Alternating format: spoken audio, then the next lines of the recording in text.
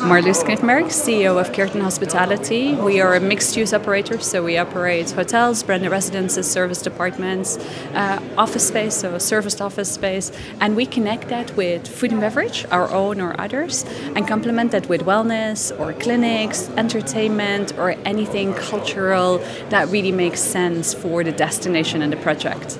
Amazing. Thank you so much for taking the time to talk to us today. You are already in 12 countries, 40 plus projects, 12 different brands, and you mentioned food and beverage and hospitality. Maybe you can just touch on a bit more in depth on some of those brands. Actually, we just celebrated the second anniversary for Cloud 7 in Aqaba. So Cloud 7 is our mid-market product. People always like to say mid-market is kind of hipsters when you say lifestyle, but really what it's about is creating a product that is approachable. So we don't have reception desks, but you have large communal spaces and that feel a bit more casual.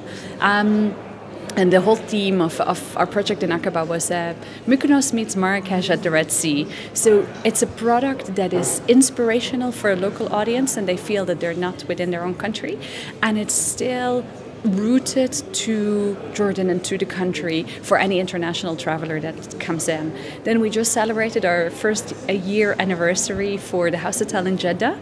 A totally different product again, 5-star product, lifestyle, low rise, mixed use, and there's 12 or 13 restaurants down in the center, which we don't directly manage, but we manage the community of it. So we really connect that to the people that are staying with us.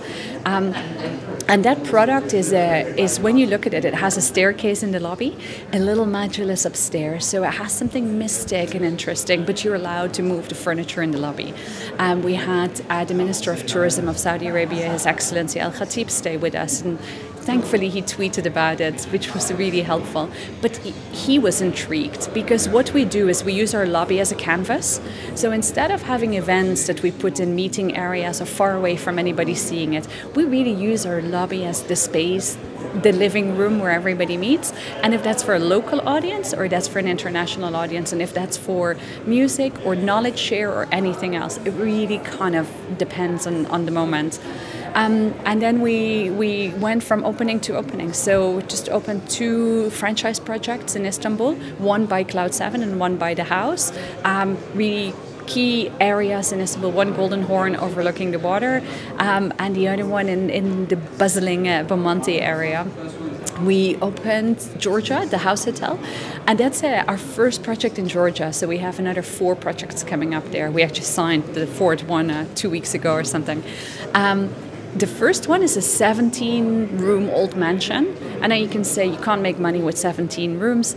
But once you start clustering a number of smaller projects, because the next one that's coming up is a 5,000 square meter Georgian food hall and working space. The project after that is going to be in the greenery and has a modern art museum next to it.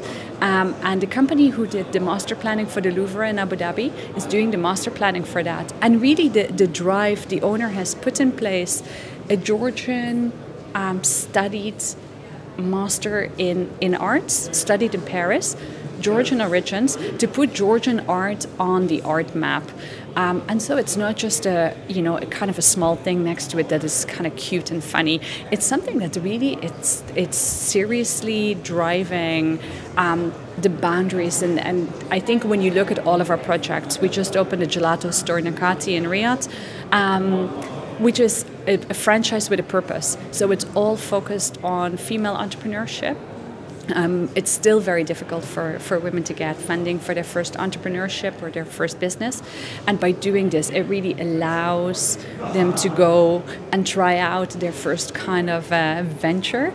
Kuwait just opened, again under the House brand. We have Alula coming up in November under Cloud 7 brand. And there is a number of projects going on into next year, from Marrakesh to Rome to other places in Europe. But I think what's really essential with what we do is it connects back to locality, it connects back to culture, and not just by saying, oh, let's do culture and then kind of fake something or put some local art on the wall and feel that we're very local.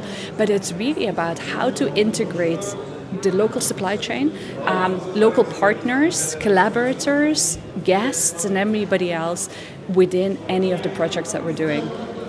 Amazing. It sounds like the future certainly is bright for Kerten Hospitality. Thank you so much for your time today. Thank you very much for having me. Great. Thank you.